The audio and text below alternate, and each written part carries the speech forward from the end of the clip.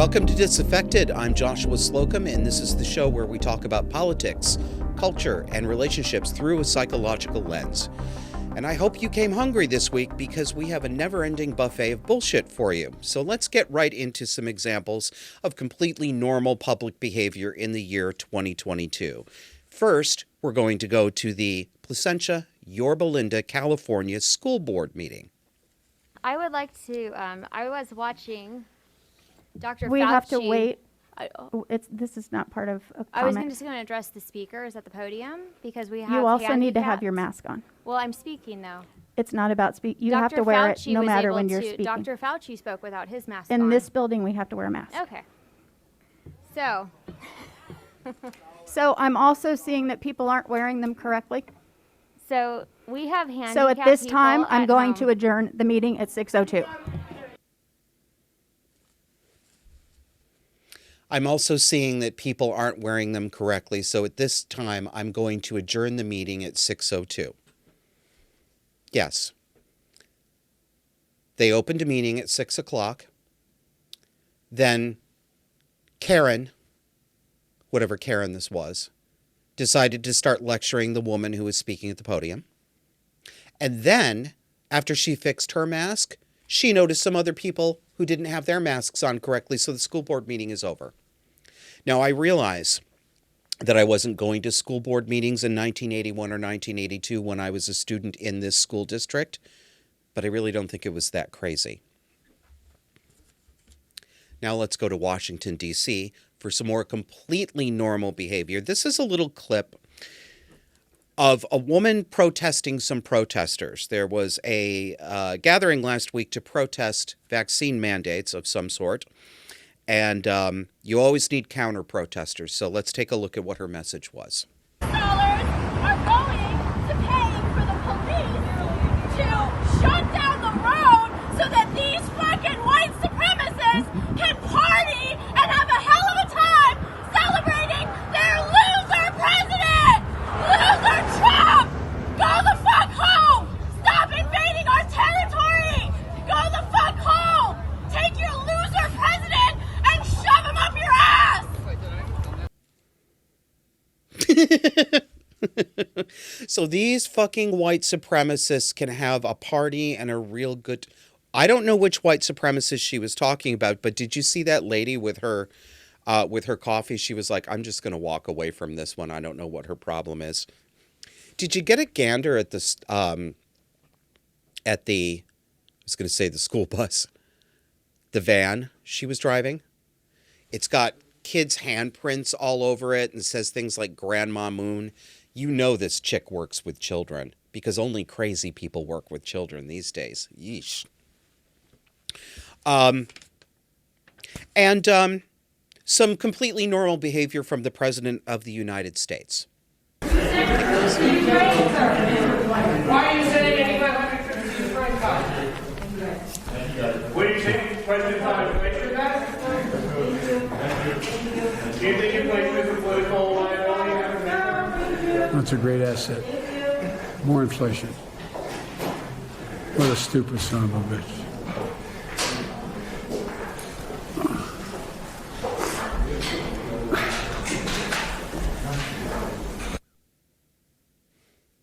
What a stupid son of a bitch.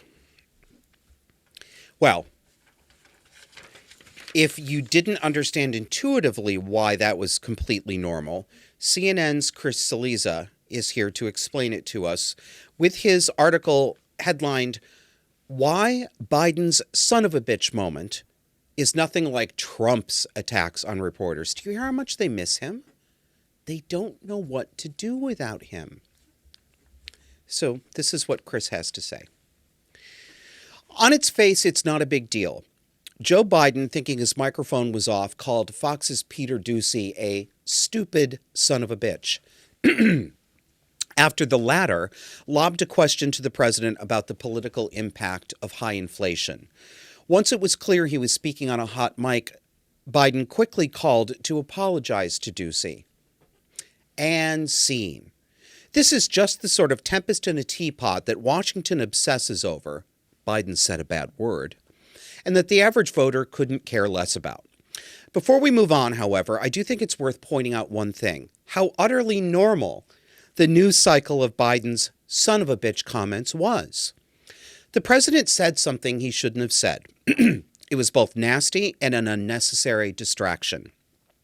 Within about an hour of saying it, he had called Ducey to personally apologize.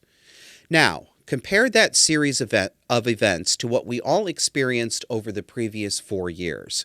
Donald Trump regularly berated and belittled members of the media and never once apologized. I'm sorry, Chris. Good Lord. Honestly. We're going to make this short and take a break here, and we're going to come back and talk about Twitter and why you won't find us on there anymore. See you in a minute. For more conversation on the dark and disordered psychology that shapes today's cultural and political left, subscribe to our weekly audio podcast on iTunes, Spotify, iHeartRadio, Pandora, Google Podcasts, and virtually anywhere else you get your podcasts. Let's learn to recognize these dynamics and call them what they are. Subscribe to Disaffected to learn how to break the spell. We now have a bonus for our supporters. You can help the Disaffected podcast grow and receive invitations for our off-air Zoom hangouts by becoming a supporting member on Patreon or Subscribestar. Patreon users, go to patreon.com/disaffected. Subscribestar users, you can find us at subscribestar.com/disaffected. Check out our webpage at disaffected.fm for the complete list of ways you can help support us, and thank you. Welcome back. I need to set this up for you to tell this story. We're going to look at some more normal behavior in 2022. I know that social media has made this kind, and cell phones have made this kind of thing available in our face in a way that we didn't have it before. So I'm sure that to some degree it looks like there's more of this going on than there used to be. But my gut tells me that there really is more of this going on than there used to be. I can't prove that, but I think it's true. And I think that the proliferation of cell phones probably has something to do with that. It encourages performative behavior. But there's something else going on here. I guess I better just ask you to take a look and take a listen to this clip of an encounter between two elderly white women wearing masks and a black man who was trying to join them on the elevator. Get out. Get out. You stop. Get out. Get out. What you guys doing? Get out. Get out. What you guys doing? Get out. What's wrong with Get out. you? Don't touch me. Don't you have Do kids? not touch me. Get out. Do not touch me. Get out. I'm not touching you. Do not Oh, touch did you just hit me? Did Do you not just touch hit me? You just hit me. You just hit me? You too? Black Lives Matter. Yo, this is racist. Wow. Get out. this is- Black Lives Matter. Black Lives Matter. Black Lives Matter. Stop. Yo, stop recording me. I don't know you. Yo, you need to stop. Get No, out. I'm not getting out. I was here Yes, you first. are. Okay. For those of you who couldn't see that, these two women lost their minds and were trying to push him out of the elevator. Apparently, I think, because he didn't have a mask on. And they got right up in his face and they started bodily pushing him and they started shoving their phones in his face. And this guy's confused and he's saying, I don't even know you. What are you doing? And then they started shouting, Black Lives Matter at him. Black Lives Matter. Black Lives Matter. Like a mantra. A stupid mantra that seemed to have nothing to do with what was going on there, except for the fact that judging by his voice, he's most likely black. And then one of them hit him. She struck him. They're so afraid of this unmasked man that they got right up in his face and one of them hit him? Really? This behavior, I thought to myself, is this a case of a couple of people who have been absolutely pushed to the edge by the crazy environment that we're living in? Because even people who are crazy, everybody, I think, is feeling pushed to the edge, including the people who hate my side of this issue. I hate talking about it this way, but people insist on acting this way. But all of us, people who agree with me, feel pushed to the edge. People on the other side feel pushed to the edge. But I talked about it with a couple of people, and no, I can't. I'm sorry, I can't say that I think these were just two ladies who were otherwise perfectly normal all the time, and they just happen to be pushed to the edge. This behavior looks to me like a borderline personality disorder style behavior. This kind of creation of a melodrama in public, very familiar from my mother. She wouldn't, and I don't remember her actually hitting anybody except her children, but she would pull these kinds of things with cashiers at a grocery store. She'd create a drama in which she claimed to be mistreated or victimized in some way so that she could throw a scene and have people looking at her. And that's what it looks like from these two women. But notice how they provoked this situation. They took the aggressive actions. They pushed him. They got up in his face, and one of them hit him. But they are acting like they were assaulted, like they were a couple of little old ladies who were in danger. It's a classic cluster B style reversal. So typical of borderline. I don't know if they have borderline or not, but I know what the behavior looks like. So, this is where I got in trouble on Twitter, and this is why you can't find our show on Twitter anymore, because the Disaffected Podcast Twitter account has been permanently banned from Twitter. Now, I'm going to share with you the tweet that I sent out that got us banned, and I'm going to warn you, it's vulgar. It's rude.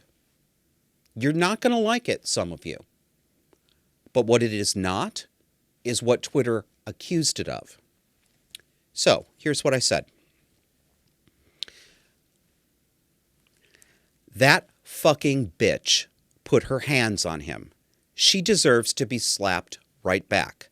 Yes, I know why it can't and shouldn't happen, but she definitely deserves to be backhanded. Yeah. I do think she deserves it. I don't think it should happen. You don't hit old women. But I'm not going to pretend that I'm sorry I said it. I'm not. Morally, she did deserve to get slapped. Who the hell do you think you are? Who do you think you are? Now notice, as vulgar as it was, it's not a threat. I did not threaten to hit anyone. And I don't think you can make a good faith argument that I encouraged in any practical and meaningful way anyone to hit these women. I said, yes, I know why it can't and shouldn't happen. Twitter wants to monitor your feelings. That's another part of the abuse dynamic. It's not good enough that you stay within the letter of the law. If they detect insufficient enthusiasm for the spirit of the law, your own thoughts will get you in trouble. They're mad at me because I feel that she morally deserved to be hit. That's what it is. It's very strange, though, considering that this is a black man hit by a white woman, assaulted by a white woman. In Twitter, it must have been, well, if it was actually a person and not an algorithm, it must have been like that meme of that superhero who's sweating and trying to decide between two buttons. Defend black man, defend old women, defend black man, defend old women. Oh, I don't know. What are we going to do? So, soon as I put that tweet out, the phone rings. Who is it? Kevin. He says, I see you're in Twitter jail again. And I said, I don't know what you're talking about. That's how quick this shit happens. So the email pops up that our account has been suspended. That's Twitter's term for ban. When they say suspension, that means ban. It means permanent. And I knew this was coming because I had one strike again. They don't tell you this. They don't tell you how many strikes, but I know their language. So the last time they put me in Twitter jail for 12 hours, I knew that the next time it was going to be permanent. They wanted this to happen. They flagged the account and they made sure that it did happen because that's how they operate. So I appealed this. And this is what I got back from Twitter. Mind you, no human interaction happening here. I simply had to type into a little field that said, my account has been suspended and I don't know why. Nobody further conversed with me. There was no chat. There was no even real email exchange, just their canned responses. So they said, hello. Your account has been suspended and will not be restored because it was found to be violating Twitter's terms of service, specifically the Twitter rules against hateful conduct. It is against our rules to promote violence against or directly attack or threaten other people on the basis of race, ethnicity, national origin, sexual orientation, gender identity, religious affiliation, age, disability, or disease. Additionally, if we determine that the primary purpose of an account is to incite harm toward others on the basis of these categories, that account may be suspended without prior warning. You can learn more about our policy against hateful conduct here, blah, blah, blah. Thanks, Twitter. Thanks, Twitter. Fuck you, Twitter. I didn't promote violence. I didn't attack anyone. I didn't incite anyone to attack anyone else, and I certainly didn't do so on the basis of their fetishized, protected categories. And the primary purpose of our Twitter account was not to incite harm toward others on the basis of these categories.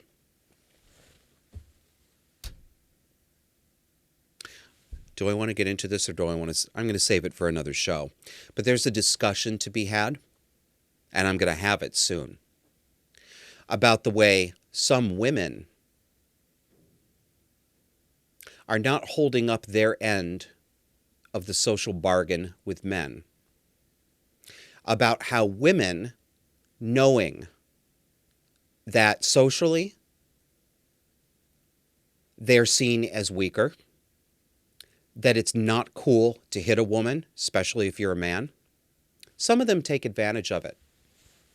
They take advantage of the protection and they push as hard as they possibly can, knowing that they will be artificially shielded from the consequences that would happen to them if not for that shielding. So we'll have that conversation on an episode coming up soon. But since we're off Twitter, you may want to find us somewhere else. So here's how it's going to be. We're going to start a new account on Twitter that's just going to be show information, no fun, no commentary. And if you want to follow that, it's going to be at disaffected P, disaffected and the letter P. So we'll put our scheduling up there. We'll put our clips up there. You can find us there. But if you want to have fun, and if you want the snark and original recipe homosexuality that the disaffected Twitter account has become famous for, why don't you come see us on the new platform, Getter? Over there, we are at disaffected pod. So that's at disaffected pod. And we'll have some fun over there. And let's see if we can get a little more conversation going on a platform that's a little bit quieter than Twitter right now. And we're going to take a break, but we're going to talk about the legalities of these issues after the break with none other than Alan Dershowitz. See you on the other side.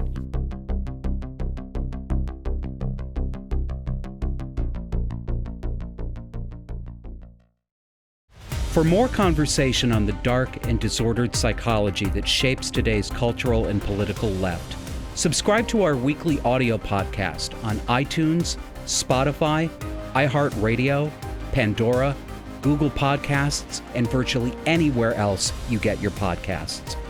Let's learn to recognize these dynamics and call them what they are. Subscribe to Disaffected to learn how to break the spell. We now have a bonus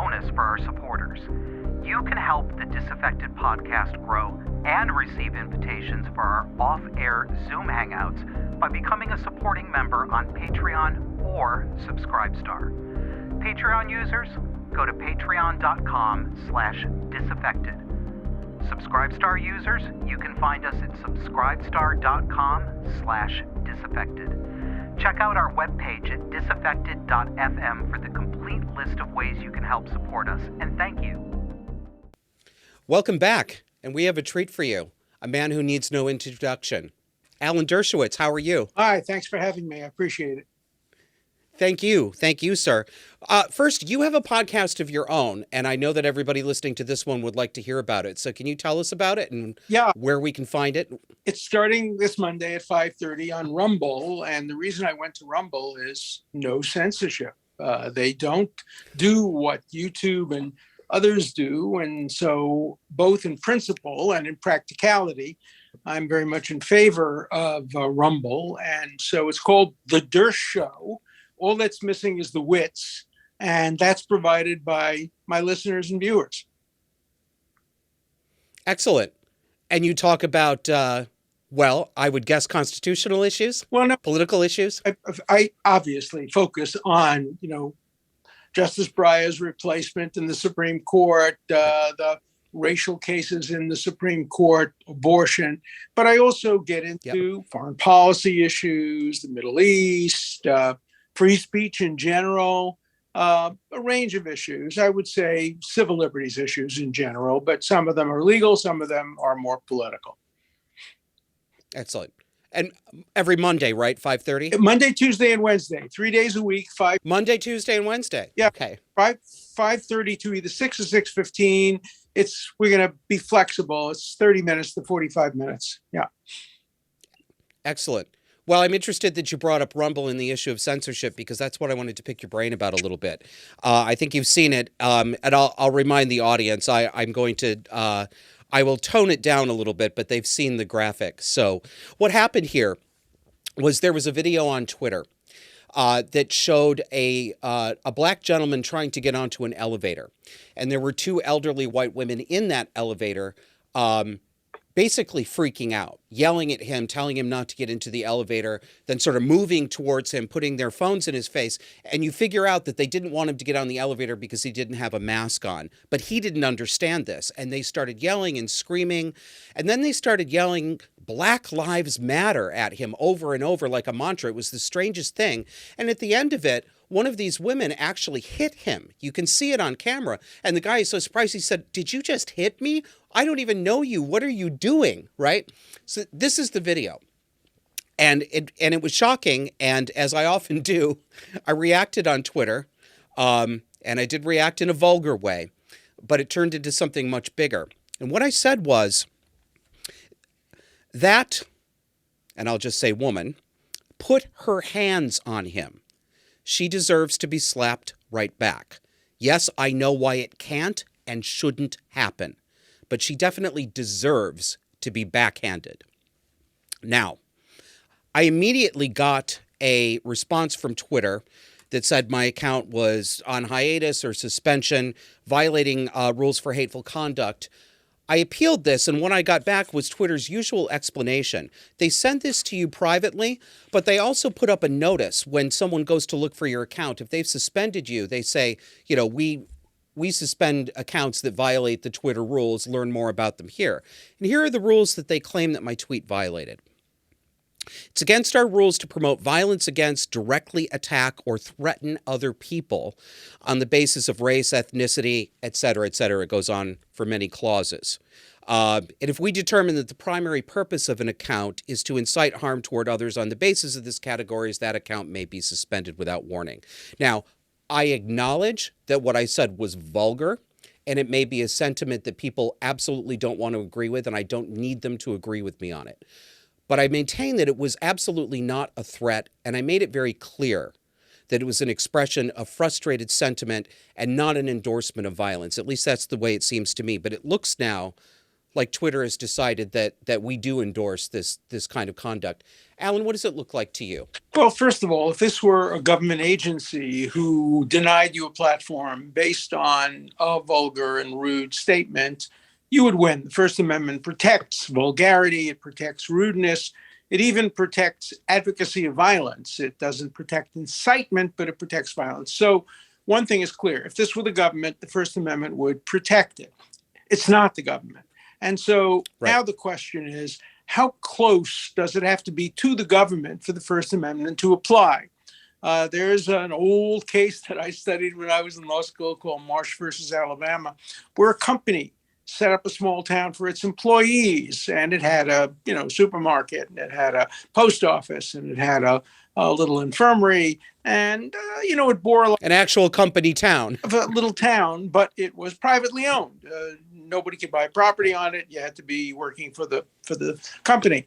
And the Supreme Court, in a decision, held that the First Amendment applied there, that a Jehovah's Witness, I think it was, could not be prohibited from coming and proselytizing, because if it looks like a town, and if it smells like a town, if it walks like a town, it's a town. And so the question is, Twitter, Facebook, all of these other mega organizations now, are they more like a government agency, or are they more like the New York Times? The New York Times obviously has the right to censor you and choose what it wants to say, but government agencies don't. And that's a great debate that's going on now. And I actually wrote a book about it, about private censorship.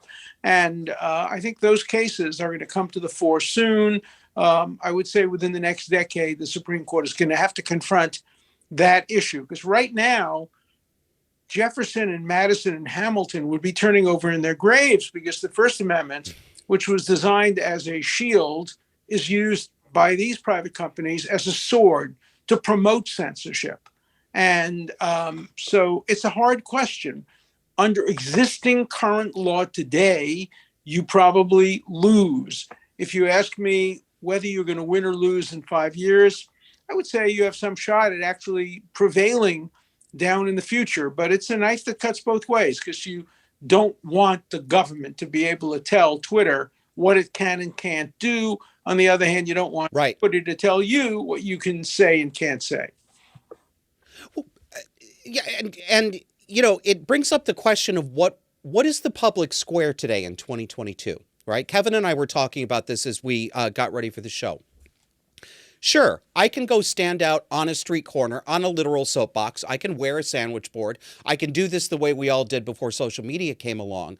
But it seems to me that in really everyday, mundane, real world senses, that the public square has become places like Twitter, Facebook, Instagram. No. And you simply, if you do not have access to these spaces, I believe you don't functionally actually have the same right to the public square that other people do. You're absolutely right. If Thomas Paine existed today, common sense would be put on social media. He wouldn't be standing in the corner selling it for a nickel a copy.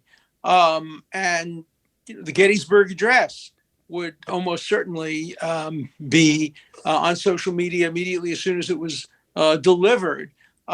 So you're absolutely right. The town square today has changed. And the question is, does the Constitution adapt to that? And if so, in what way does it adapt to it? It's a very hard question, because you don't want the government to tell institutions, even institutions that are almost as powerful as the government, what they can say and what they can't say. On the other hand, you want to keep the town square open.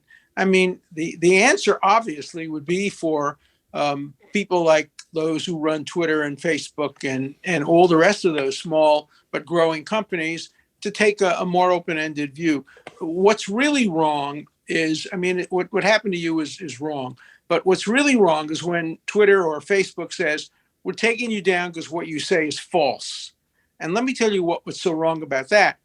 Because so much of what they don't take down is false.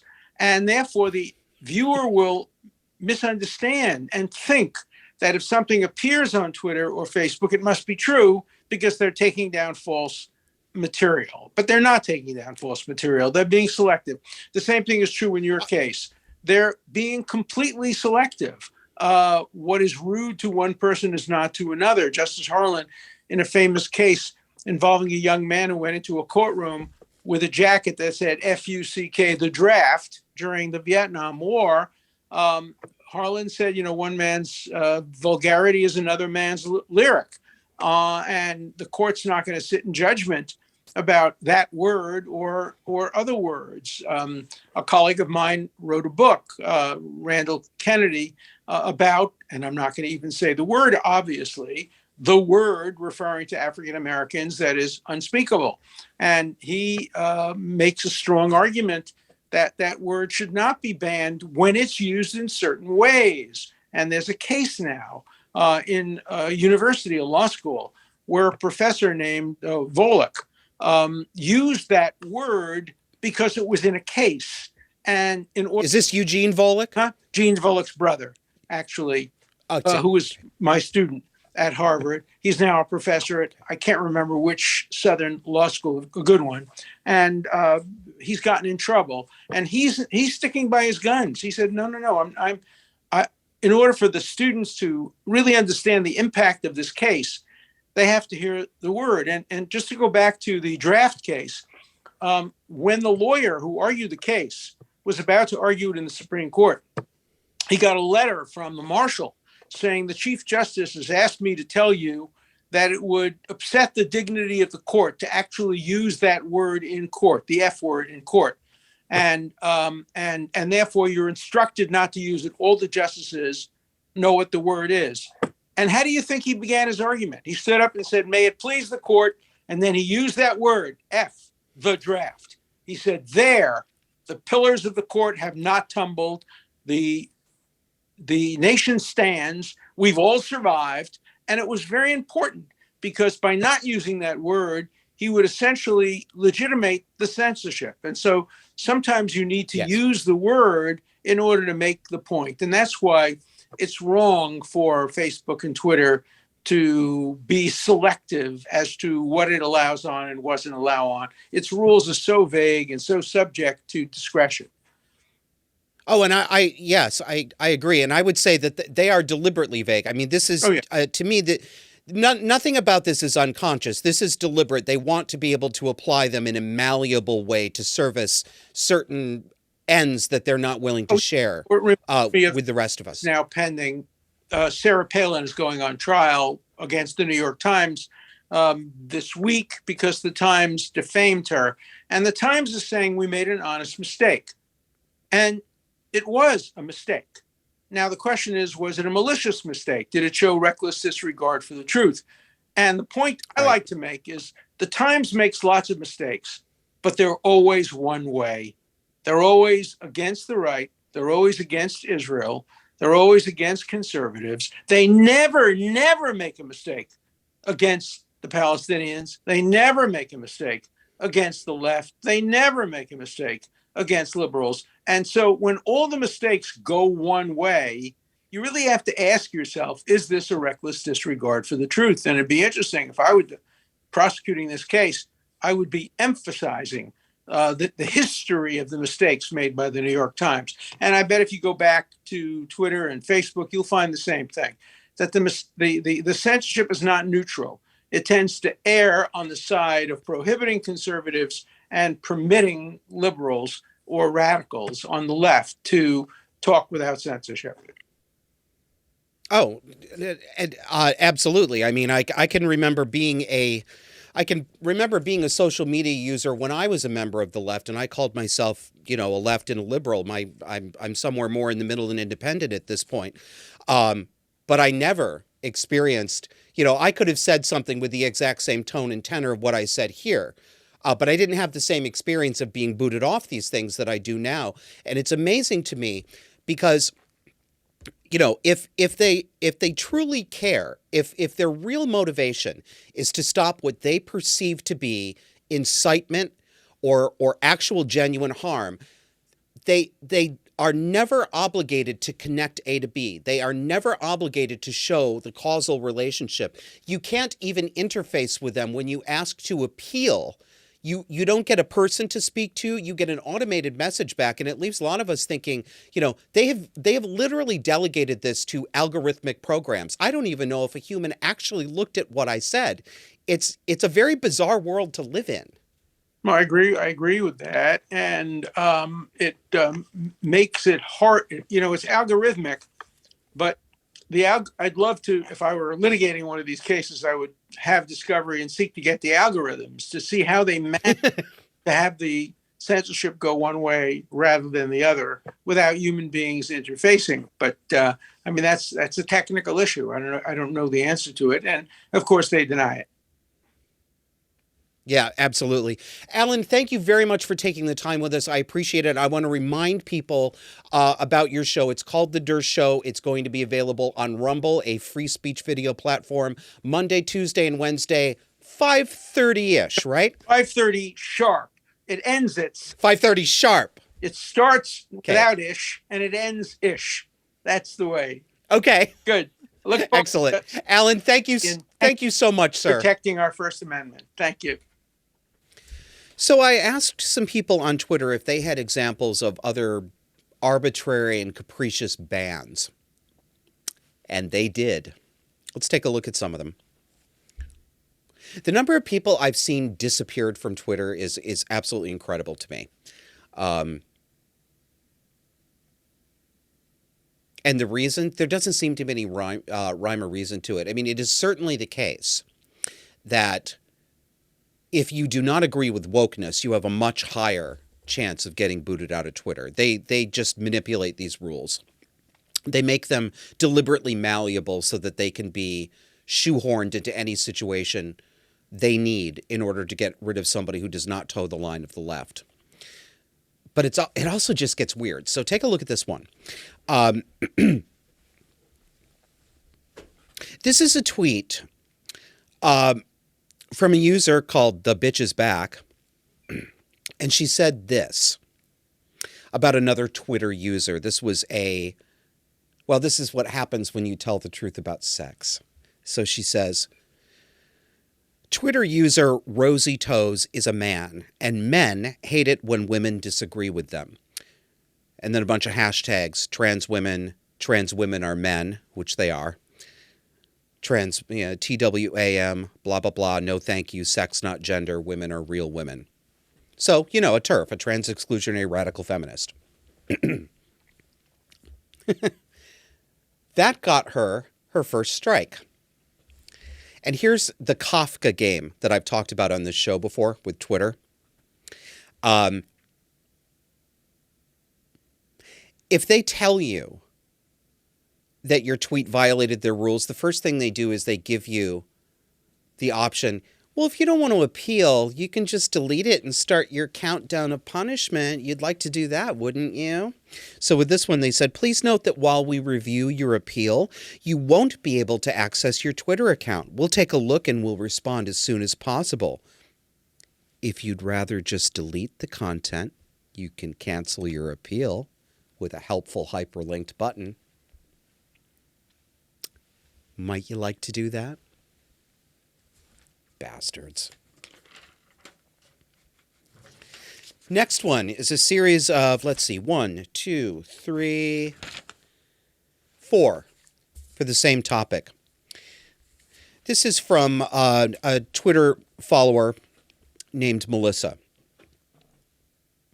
She responded by saying, a while back, my little cousin went missing, and Tim Pool, the podcaster, happened to be in the same town at the same time. He retweeted me, and some asshole said he was suffering, that is, Tim was suffering from, quote, missing white woman syndrome. I got banned for saying fuck you to her. Next tweet. I could not believe that someone would hijack a tweet about a missing little girl to vocalize her disgust for Tim Pool and simultaneously imply that my little cousin does not matter because of the color of her skin. I quickly quote tweeted with some choice words. Melissa is a woman after my own heart. So as you see here on your screen, this is the one that got her in trouble and got her the Kafka game.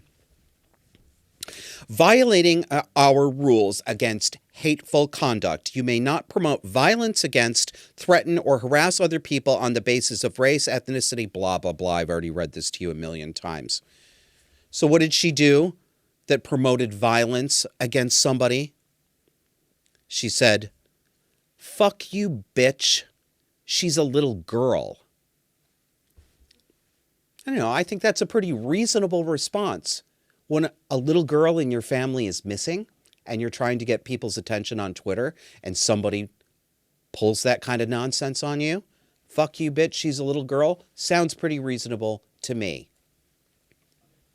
Look at the Kafka game again, though. By clicking delete, you acknowledge that your tweet violated the Twitter rules. If you think we've made a mistake, submit an appeal to us. Please note that should you do so, your account will remain locked while we review your appeal. And you know what that means? You can't protect your tweets. You can't use direct messages. You can't access any of your tweets. You can't even delete any of your tweets at all. Just has to hang out there. Kafka bullshit. Melissa finished that out by saying Twitter said I was engaging in hate speech against protected people. Because of this, I couldn't update people when she, her cousin, was found to let them know that she was okay. It was infuriating. Yeah, I bet it was. Well, here's another one.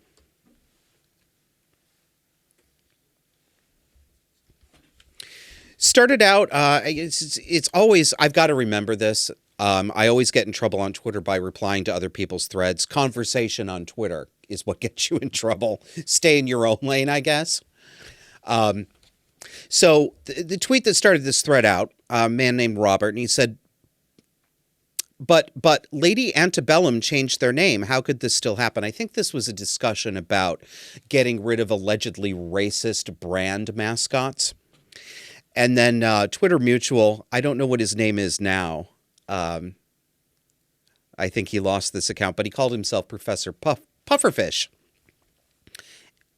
Don't forget Aunt Jemima Syrup and Uncle Ben's Rice changed their brand, so racism is solved now. And he comes back to that thread and he says, oh, gotta put the borderline glasses back on. This tweet got me suspended by Twitter for 13 days. This is beyond ridiculous. Yeah. What about don't forget Aunt Jemima Syrup and Uncle Ben's Rice changed their brand, so racism is solved now. What about that is suspension worthy? You know what I think? I think Twitter gets especially exercised at irreverence and insouciance. Not taking them seriously. Having a jocular, sarcastic tone, that is what really angers them. That is what motivates them to do this. I'll also point out that cluster B personality disordered people often don't have a sense of humor and get very, very angry if you're irreverent about something they think is important. One more before we close this segment out. This is my favorite. And this was supplied to me by one of my favorite Twitter people, Dr. Rollergator, who's actually our real president. He's an anthropomorphic cartoon alligator on roller skates. If you don't know Dr. Rollergator, you should definitely check him out. So this whole series of tweets here that got this dude a suspension.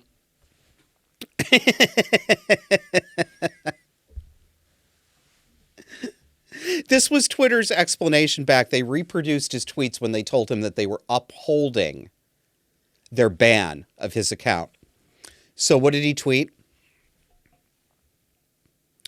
LOL, your brain is mush. Next one. Okay, mashed potato head.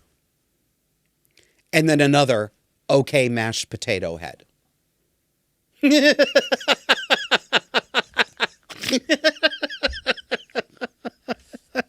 This is what Twitter said. For violating our rules against abusive behavior, our support team has determined that a violation did take place, and therefore we will not overturn our decision. You will not be able to access Twitter through your account due to violations of the Twitter rules, specifically our rules around, and then they go on with the hateful conduct and this, that, and the other thing. It reminds me of one of my favorite lines from a John Waters movie, Female Trouble, when Dawn Davenport finally gets put in the clink after she murdered a bunch of people during a performance art piece. And of course, since it's a John Waters movie, every woman in prison is a dyke. And the prison, including the wardens, and the prison warden comes along and she starts banging on the jail cell. She said, "Get back to your cell, Cheryl. Bumping pussies is a violation of jail rules." Okay. I said we were going to come up to the end. But before we take a break, do you like our show? Wouldn't you like to support our show? I'd like you to support our show. Folks, we really, really appreciate everybody who gives actual cash money to help pay for this. And I'd love to have you on board too. It'll make me feel so much better to get a donation from you, especially after I'm banned on Twitter. If you want to subscribe, there are a couple of ways to do it. Visit us at patreon.com/disaffected or subscribestar.com/disaffected. We haven't had one in January, and I do apologize to all of you. What am I going to call you? Disaffected tears. That doesn't quite work. Maybe you guys can come up with something better. Leave it in the comments. I really appreciate all of you who do donate. Thank you very much. I couldn't get it together this month to do a hangout, but what our subscribers get is access to our Zoom hangouts that are private and donor only. They're unscripted, they're unrecorded, and they usually happen on an early Sunday afternoon every month. And we will definitely have one up in February. And while you're at it, if you're going to give us money, swing on over to your favorite audio platform, iHeartRadio, Spotify, Pandora, Google Podcasts, anywhere you ordinarily get your podcasts. Please subscribe on audio as well, even if you watch us on video, because we do have some content that is audio only, and we're going to have more, and we'd like to have you reflected there too. So let's take a break, and when we come back, we'll round the show out. See you then.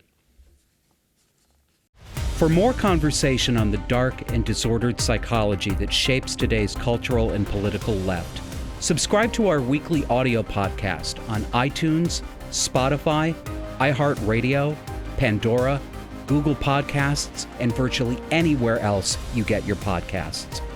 Let's learn to recognize these dynamics and call them what they are. Subscribe to Disaffected to learn how to break the spell. We now have a bonus for our supporters. You can help the Disaffected podcast grow and receive invitations for our off-air Zoom hangouts by becoming a supporting member on Patreon or Subscribestar. Patreon users, go to patreon.com/disaffected. Subscribestar users, you can find us at subscribestar.com/disaffected. Check out our webpage at disaffected.fm for the complete list of ways you can help support us, and thank you. Okay, a little bit of good news out of New York State. This information comes to us from the National Review. Quote, a New York State Supreme Court judge on Monday ruled that Governor Kathy Hochul's mask mandate for schools and other public locations is unconstitutional.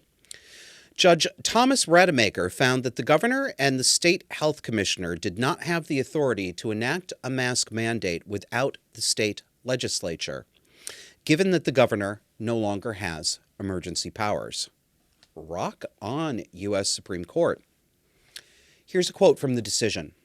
There can be no question that every person in this state wishes, wants, and prays that the era of COVID ends soon.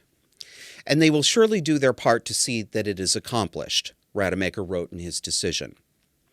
However, enacting any laws to this end is entrusted solely to the state legislature, while the intentions of Commissioner Bassett and Governor Hochul appear to be well aimed squarely at doing what they believe is right to protect the citizens of New York State, they must take their case to the state legislature. Yes, they must. And I'm going to be a little bit less generous than the court. I don't care what Commissioner Bassett's intentions were. I don't care what Governor Hochul's intentions are. They're not well-meaning. They're not aimed at this, that, or the other thing. They're about power. I don't care what allegedly warm, fuzzy, I'ma protect you feelings they allegedly, but don't have. This is a question of separation of power. We live in a system where we have checks and balances. When we have an executive, a governor, or a president, that person cannot act wholly independently from the elected lawmakers, the legislature, either the federal government, the two houses, or the two houses that you find in any of our states. This used to be well-known civics, but it has flown completely out the window as governors across this country have enacted so-called mandates that are facially illegal, that they have no power to enforce. And very few people are saying anything about it. And when they do say something about it, we have people screaming at us that you want grandma to die, as if the Constitution were never written. So what did Hochul have to say about this, Governor Hochul? Well, she's going to appeal the ruling. I don't know what that means. Does she mean she's going to take it to the United States Supreme Court? I mean, I wouldn't put it past her. Don't know if they'll take the case or not, but I definitely wouldn't put it past her. Here she says, quote, "My responsibility as governor is to protect New Yorkers throughout this public health crisis, and these measures help prevent the spread of COVID-19 and save lives. We strongly disagree with this ruling, and we are pursuing every option to reverse this immediately." No, madam. That is not your responsibility as governor. Your responsibility is not to protect people through a public health crisis. You are not our mother. You are not our doctor. We are not in an in loco parentis relationship with you, madam. Your job is to be an administrator. You're not even elected. You don't have a moral mandate. You inherited the job because some people got rid of Cuomo because he got handsy with some women, allegedly, and they never even prosecuted it for him. That's how you got your job, Hochul. Jesus Christ. Yeah, I hate that woman. But as bad as it is in the United States, there's always Canada. Here's a news clip from a Quebec station. Take a listen to this. Today, big box stores that have a footprint of 1,500 square meters or more are going to have to ask customers to show proof of vaccination. Now, pharmacies and grocery will be exempt from this. So if you're going into a Costco or a Walmart or something like that, where you might be going in to buy groceries or visit the pharmacy, in that case, an employee will have to be with that person as they walk through the store to make sure that they do not go and buy other products or other items that might be in the store. Now, did you catch that? Quebec has introduced some kind of rule barring the unvaccinated, because now that's a class, we should start capitalizing it, from going into stores of 1,500 square feet or more. Or they have to stand there and wait for an escort, a health warden escort, to escort them through the store. Why? To make sure that they only buy things that the Quebec government says are essential and do not buy any other things from that store. Canadians, how much of this shit are you going to put up with? As we're recording this right now, today, the first truckers in the world's largest trucking convoy, I think the Guinness Book of World Records has already commented on this, have started to arrive from the west coast of Canada into Ottawa, the capital. And I am delighted to see it. 50,000 trucks going across that continent. thousands of people cheering for them on bridges and overpasses. And now, and I saw just before we started recording, they're now in Ottawa sitting in front of the government buildings just laying their horns on with anti-Trudeau stuff emblazoned across their trailers. It's absolutely wonderful. But it's necessary because look at what Quebec is doing. This is insane. A health warden escort to walk you through Walmart to make sure that you don't pick up a fucking candy bar?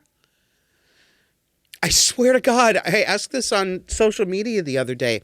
Is there any assault or any indignity that a Canadian won't say sorry to? I mean, they apologize for people hitting them, not the truckers. Be more like the truckers, please. Sorry, I'm yelling into the microphone. Let's go back to the United States. This is amazing. The institutional public health establishment, the media, our politicians are so confident, and they have every reason to be because we've let them be. We've let them get away with this, and we've said, spank me and rule me harder, daddy and mommy. They are so confident that they are quite literally reading the propaganda and the stage directions out loud with no fear of consequence. Listen to CDC Director Rochelle Walensky this week on CBS News. And what we really are working to do is pivot the language to make sure that everybody is as up to date with their COVID-19 vaccines as they personally should be based on when they got their last vaccine. So importantly, right now, we're pivoting our language. We really want to make sure people are up to date. That means if you recently got your second dose, you're not eligible for a booster, you're up to date. If you are eligible for a booster and you haven't gotten it, you're not up to date, and you need to get your booster in order to be up to date. So we're pivoting the language, we're pivoting the language, we're pivoting the language, pivoting the language, pivoting the language. Oh my God. You need to do this. You need to do this. If you're not as up to date as you should be, you need, and we're going to pivot the language. Get out of my face. I can't wait to see that woman fired. That's the devouring mother. That's what that is. Just like Kathy Hochul. Just like Hillary Clinton would like to be again, God forbid. You notice that thing about pivot, too? It's like another one of my language bugbears, access, that I've talked about before. Pivot is like accessed, you know. Well, we can't access the menu. We can't access health insurance. Everything is a pivot. We're going to pivot to the... We're pivoting to a new product line. We're pivoting the language. We're pivoting. It's like these strange descriptions that are never applied to anyone unless the person is being discussed in a newspaper headline. For example, have you ever seen anyone who was amid something, embattled, or poised to do something who wasn't in a newspaper headline?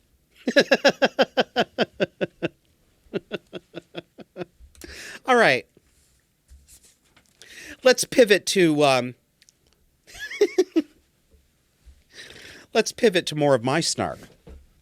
So, I spend too much time on social media, but I get so much fun stuff.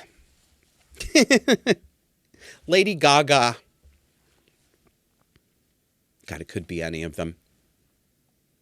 So when I look over on the right-hand column on Twitter to see what they want me to think that the important news and the important celebrity stuff is, and I see this one, and I'm sorry, when you see this, I did a really crappy job of cutting this graphic out, so I'll read it out to you. I know it looks weird.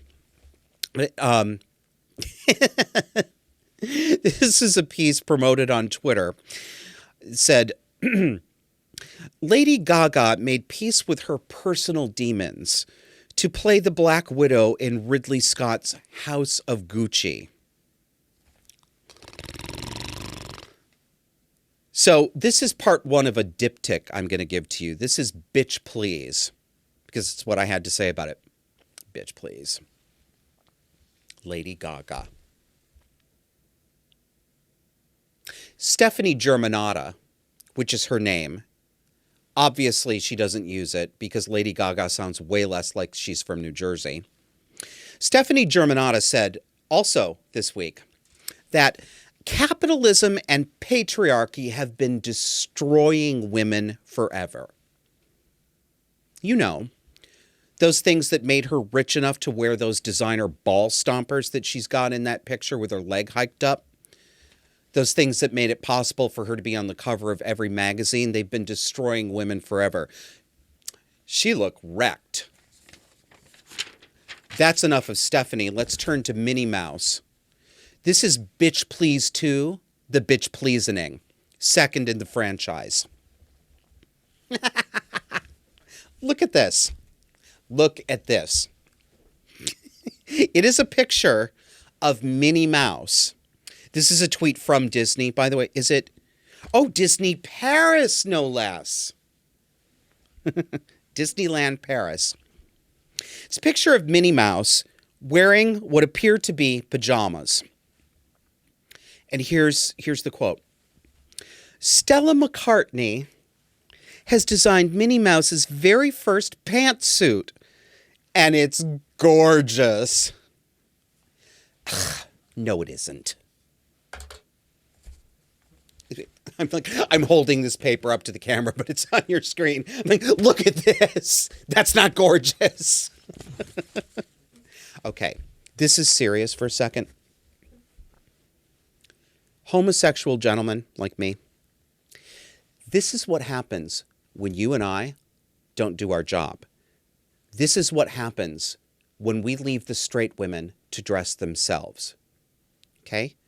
You made an oath, and I expect you to uphold it. We need fewer Stellas McCartney and more Adrians. And if you don't know who Adrian is, look it up. Now, for my favorite part that I've been waiting for. Let's see if this is as funny as it was when I was clipping this stuff out, stoned out of my gourd. So did you see the news this week about Neil Young throwing a hissy fit at Spotify for hosting podcast host Joe Rogan? So superannuated boomer rocker Neil Young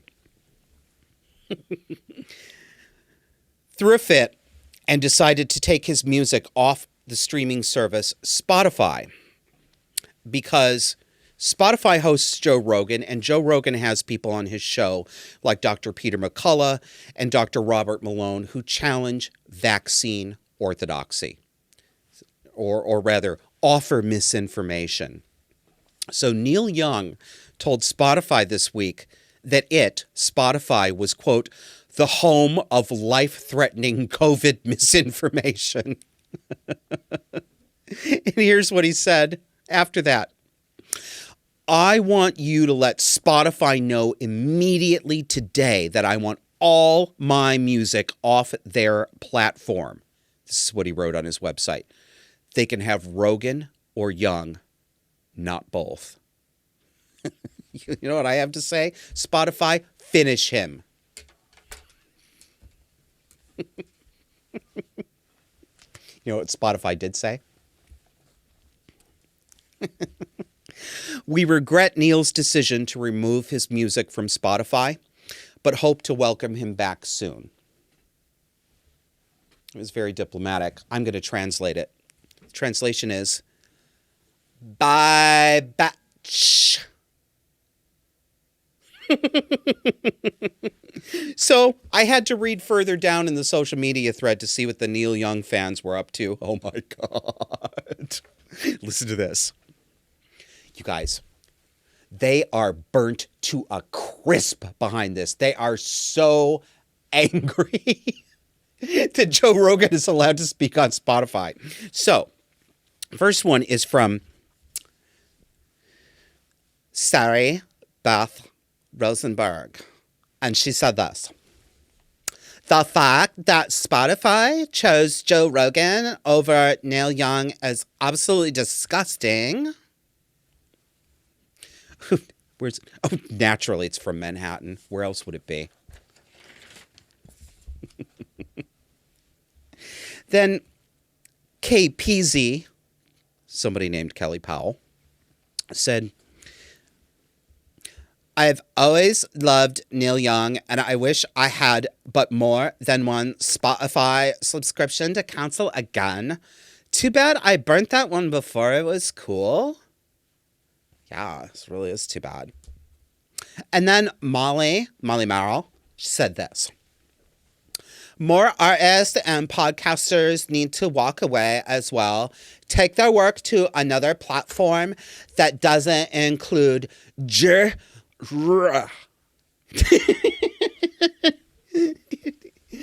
you're just listening, she wouldn't even spell Joe Rogan's name. She typed J asterisk asterisk R asterisk asterisk asterisk asterisk. He not only can't be named, he can't be spelled. These are allegedly adults. Susie Q said, I am not deleting Spotify. I support Neil in his decision, but Joe is not going to drive me away from my new music source. Okay, so far so good. I just won't listen to Joe. So far so good. But the last sentence gets the voice. Let's all encourage people not to listen to Joe. Why? Why, Susie Q? Why isn't it enough that you aren't going to listen to Joe? Why do you care if other people do? What is wrong with these people? Ugh. Here's where it gets really ridiculous. This is from Cat T, the reigning typo queen. Can't wait to see next quarter's report. They'll lose revenue and they'll raise prices to recoup, because in this day and age, it's always the consumer that loses, never the corporations.